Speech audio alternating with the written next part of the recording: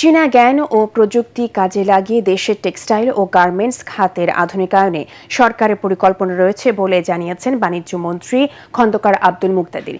জ্বালানি সংকট মোকাবেলায় সরকার কাজ করছে জানিয়ে টেক্সটাইল খাতের দীর্ঘমেয়াদী উন্নয়নে ম্যান-মেড ফাইবার ব্যবহারের ওপর গুরুত্বারোপ করেন তিনি।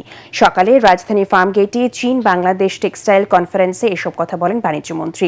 দুই দেশের অভিজ্ঞতা ও সক্ষমতাকে একসঙ্গে কাজে লাগাতে পারলে টেক্সটাইল খাতে রপ্তানি দ্বিগুণ করা সম্ভব বলে মনে করেন তিনি।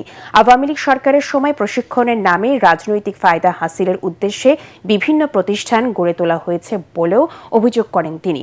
বর্তমান সরকার চীনে পাট রপ্তানি বাড়ানোর পরিকল্পনা করছে বলেও জানান বাণিজ্যমন্ত্রী। জুট অ্যান্ড টেক্সটাইল মিনিস্ট্রির আন্ডারে অনেকগুলি ভোকেশনাল সেন্টার, এগুলি বেশিরভাগই করা হয়েছে রাজনৈতিক অভিলাষ পূরণের জন্য। বেশিরভাগ ক্ষেত্রেই আমরা বিশেষত চাইনিজ কারিকুলামের সাথে এটাকে অ্যালাইন করতে চাই। আমরা দেখতে চাই আমাদের এখানের একটা প্রপার রিভিউ করে যে আমাদের কারিকুলামগুলি কোন জায়গায় আছে।